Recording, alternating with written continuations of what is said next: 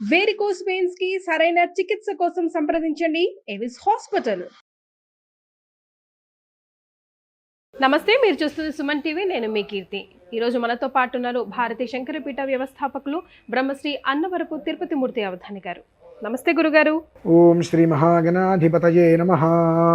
గురుగారు, నైటీస్ వేసుకొని అమ్మాయిలు లేదా ఆంటీలు పూజ చేయొచ్చా చేయకూడదా?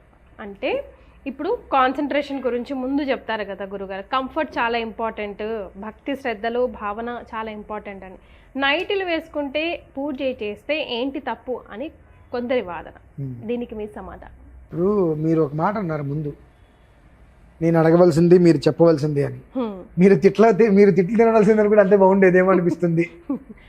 గురుగారు, దేన్ని ఏ టాపిక్ మీద అయినా చేయలేం గురుగారు, అందరికి నచ్చలేం. విషయం ఏంటంటే అమ్మా, భగవంతుడికి మనం చేసేటప్పుడు నైటీ అనేటువంటిది ఏకవస్త్రం అంటారు. మాకు చిన్నప్పటి నుంచి శాస్త్రానుసారం మాకు చెప్పింది ఏంటంటే, నైటీ వేసుకున్నటువంటి స్త్రీని కనుక చూసినట్లయితే ఆ చూసిన చోటే 72 బకెట్లు స్నానం చేస్తే కానీ దోషం పోదు అని. అంత దోషం ఏముంటది గురుగారు? అంటే ఇప్పుడు కూడా అంత దోషం ఏముంటుందని మీరు అనకండి. దేనికి ఉండేటువంటి ఒక తత్వ విధానం దానికి ఉంటుంది. ఏకవస్త్ర నారి అని కొంతమంది అంటుంటారు. ఏకవస్త్ర నారి అంటే ఏంటంటే, దూరంగా ఉన్నప్పుడు ఏకవస్త్ర నారి, జుట్టు శిరోజాలు విరబోసుకోవడం, ఇవి కొన్ని ఉంటాయి.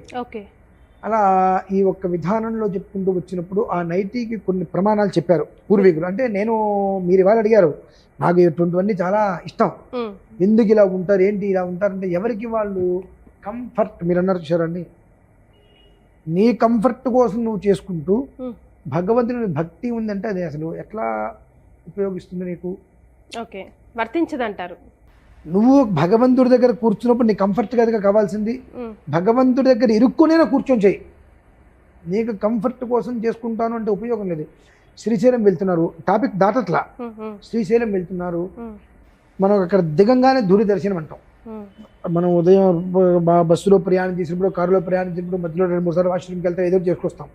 కానీ దిగంగానే అదే బట్టలతో దర్శనం చేసుకురావాలి, ధూళి దర్శనం అంటారు.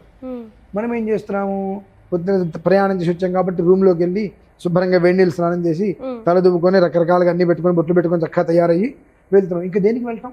భగవంతుడికి నువ్వు అందంగా తయారయ్యి వచ్చావా, ఎలా తయారయ్యి వచ్చావని కాదు కదా. నువ్వు ఏ విధానంలో అక్కడ కూర్చుని నువ్వు చేసావు భక్తిగా, ఆ భక్తిగా చేసేటప్పుడు ఏకవస్త్రంగా నువ్వు ఉన్నావా, వివస్త్రగా ఉన్నావా అనేటువంటిది భగవంతుడు పర్యవేక్షిస్తాడు. ఏకవస్త్రంగా ఉన్నప్పుడు ఆయన అసలు పట్టించుకోవాల్సిన అవసరం ఆయనకి లేదు. 2, మీరు అడిగినటువంటి ఈ పద్ధతులు ఇవన్నీ కూడా నాకు తెలిసి ఈ ఒక 6-7 సంవత్సరాల నుంచే వస్తున్నాయి. అంతకుముందు వాళ్ళు మరి ఒక్కొక్కరు 10 మందిని కన్నవారు ఉన్నారు. మా నాయనమ్మ గారికి 10 మంది సంతానం, మా అమ్మమ్మ గారికి 8 మంది సంతానం. మరి వాళ్ళందరూ చక్కగా మడి కట్టుకున్నట్టుగా చీర కట్టుకొని కాసా కట్టుకొని భగవంతుడి దగ్గర కూర్చొని ఆరాధన చేయలేదా? మరి వాళ్ళకి లేని కంఫర్ట్ వీళ్ళకి ఏం ప్రత్యేకంగా ఉంది అందులో? నైటీ కట్టుకుంటే కంఫర్ట్, దేనికి కంఫర్ట్? వాళ్ళకి ఏదైనా కంఫర్ట్ ఏమో, కానీ ఎదుటి మనిషికి కంపరంగా ఉంటుందండి, ఇబ్బందిగా ఉంటుంది. ఎందువలన ఇబ్బందిగా ఉంటుంది? ఇప్పుడు ఏదన్నా ఒక పూజ చేస్తున్నప్పుడు మనిషి చక్కగా చీర కట్టుకొని కూర్చున్నారు అన్నప్పుడు ఒక విధానంగా ఉంటుంది. నైటీ వేసుకొని కూర్చున్నారు అన్నప్పుడు వాళ్ళ ఆలోచనల విధానాలన్నీ కూడా పరిపరిగా భగవంతుడి మీద ఉన్నప్పటికీ కూడా వీళ్ళు మన ఎట్టుని చూస్తున్నారు, రకరకాల ఆలోచనలు కలుగుతూ ఉంటాయి. ఇటువంటి ఆలోచనలు ఉన్నప్పుడు మనం పూజలు చేయడం అవసరమా? అంటే ఎదుటి మనిషిని ఇబ్బంది పెట్టే ప్రయత్నం ఒకటి, ఎదుటి మనిషి ఇబ్బంది పడే ప్రయత్నం ఒకటి, అదే ఎదుటి మనిషి ఇబ్బంది పెట్టే ప్రయత్నం మరొకటి. నువ్వు కంఫర్ట్గా అక్కడ కూర్చోలేదు కదమ్మా. చీర కట్టుకొని చక్కగా పవిటి కొంగు కప్పుకొని పూజ కూర్చున్నంత ప్రశాంతంగా, ఏ ఇబ్బంది లేకుండా, మనం ఎటు కదిలినా ఏ ఇబ్బంది లేదన్నట్టుగా నైటీ వేసుకొని కూర్చొని చేసుకోగలుగుతున్నారా? లేదు కదా. మరి ఎవరి కంఫర్ట్ ఏంటంటే, మనకేంటంటే చాలా తేలిగ్గా ఉంటుంది, చీర అంటే ఇవన్నీ చుట్టి కట్టుకుని నానా రకాలుగా ఉంటుంది కాబట్టి ఇదంతా అక్కర్లేదు, ఎలా వేసుకుంటే కిందకు వచ్చేస్తుంది ప్రశాంతంగా.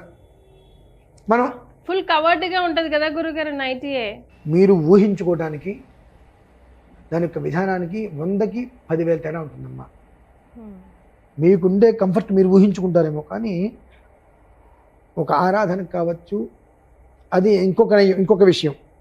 నైటీ అంటే రాత్రిపూట మాత్రం ధరించేటువంటిది కొంతమంది అంటూ ఉంటారు. కరెక్ట్. అది ప్రత్యేకంగా చెప్పబడి ఉంది కదా. రాత్రిపూట ధరించేటువంటి దేనికోసం ధరిస్తారు, దానికి ఒక విధానం ఉంటుంది. అదే విధానాన్ని అదే డ్రెస్సును నేను ఉదయం కూడా ధరిస్తాను ఉంటా, కరెక్టేనా? రాంగ్, ఇది ఒప్పుకుంటా. ఎందువల్లంటే మన ఇష్టం వచ్చేట్టు మనం చేస్తాము అని అంటే ఆవిడ ఇష్టం వచ్చేట్టు ఆడిస్తున్నప్పుడు మనం ఆడాలి. మరి మనం ఆడతామా? ఆడం. ఆడున్నప్పుడు నువ్వు రాత్రిపూట నువ్వు ఎలా అయినా ఉండు, కానీ ఉదయం పూట ఈ యొక్క ఆరాధనకి ఈ నియమం ఇలా చెప్పబడి ఉంది అన్నప్పుడు ఆ విధానాన్ని అనుసరించి ఉండు. తాను చెడ్డ కొద్ది వనమంతా చేర్చింది అన్నట్టుగా. లాస్ట్ టైం చూశాను ఎక్కడో డిబేట్ లాంటి టీవీ దాంట్లో ఆవిడ ఎవరో నైటీ వేసుకొని మీద ఏదో ఒకటి కప్పేసుకొని నైటీ వేసుకొని ఇంటర్వ్యూస్ ఇస్తే తప్పేంటి అని మాట్లాడు. ఇప్పుడు కొన్ని చండాలమైన మాటలు నేను మాట్లాడకూడదు. మాట్లాడితే నాకన్నా చండాలంగా ఎవరు మాట్లాడలేరు, అంత పచ్చిగా కూడా మాట్లాడతాను. కొన్ని పదాలు మాట్లాడితే ఆ రోజు నేను ఆవిడతో అట్లా ఆ విషయాలు వివరించాలనుకున్నా, కానీ అనిపించింది చెబితే వినే వాళ్ళకి అమ్మ ఇది కరెక్ట్ కాదు, ఇది ధర్మం కాదు, ఇది మనం స్వతహాగా సనాతనంలో మనం ఉంటున్నాము, మన ధర్మానుసారంగా కొన్ని కట్టుబాట్లు మనకున్నాయి, ఆ కట్టుబాట్లను మనం మార్చడం వల్ల మనమే ఇబ్బందులు పడుతున్నాము. చిన్నపిల్లల నుంచి వయస్సు తారతమ్యం లేకుండా ఇష్టం వచ్చేట్టు ప్రవర్తిస్తున్నారంటే కొన్ని ఇబ్బందులు ఉన్నాయి. పూర్వంలో ఇంత వ్యవస్థ లేదు కదా.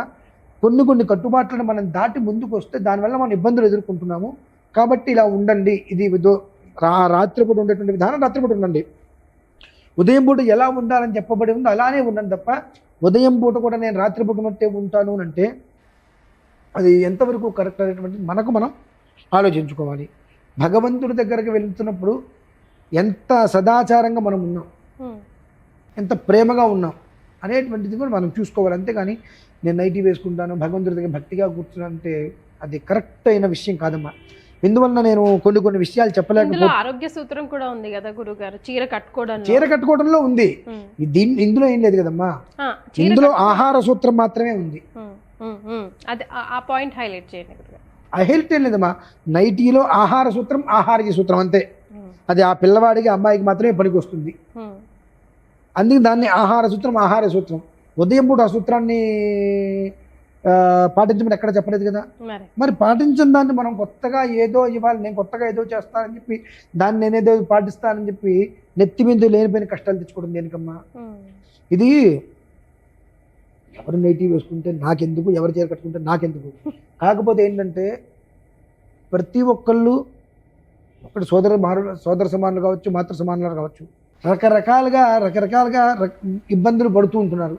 ఇబ్బందులు మనకు మనం పడకుండా ఉండాలి అని అంటే ఇందులో ప్రధానంగా చెప్తున్నాను, 100కి 80 నుంచి 90% మగవాళ్ళందరూ కూడా అవకాశవాదులు. ఎందుకంటే ఎవరికి వాళ్ళకి వీళ్ళేమంటారు, వాళ్ళు అలా ఉన్నారు కాబట్టి మేము చూసామంటారు. మేము ఇలా ఉంటే మాత్రం మీరు స్థితప్రజ్ఞతగా ఎందుకు ఉండలేకపోతున్నారు, మీరు ఎందుకు చూస్తున్నారు వీళ్ళంటారు. మీరు అసలు ఎందుకున్నారట, మీరు అలా ఉంటే, మీరు అలా ఉండకుండా చక్కగా ఉంటే మాకు చూడబుద్ధి కాదు కదా. మాకు కూడా అటు తిరిగి ఆడవాళ్ళ మీదకి వస్తారు. లేదు చెప్తున్నాను అంటే మగవాళ్ళ యొక్క క్రూరమైన లక్షణాలు ఏంటంటే చిన్నపిల్లల్ని కూడా వదిలే స్టేజ్లో లేరు చాలామంది. అటువంటి వాళ్ళకి మనం కాస్త ఇంకొక రకంగా కనిపిస్తే మన గురించి రకరకాలుగా వక్ర భాషలు చేసుకునేటువంటి స్థితి ఉంది. ఆ అవకాశం వాళ్ళకి మనం ఎందుకు ఇవ్వాలి? నిండుగా ఉంటేనే ఎవడో ఒకటి కామెంట్ చేయకుండా ఉండట్లా. అటువంటిది ఇటువంటి నైటీ వేసుకొని ఉదయం పుట్టి నేను రోడ్డు మీదకి వస్తాను, ఇక్కడ కూర్చుంటే అక్కడ కూర్చుంటే ఇంకా వాళ్ళకి మనం ఆహార్యంగా రకరకాలుగా కామెంట్స్ చేయడానికి, మన గురించి చండాలంగా రాయడానికి అవకాశం ఇచ్చిన వాళ్ళు అవుతాం కదా. అలా అది అవమానమే కదా మనకు. ఆ రకంగా కూడా మనకు ఎందుకు అవమానం?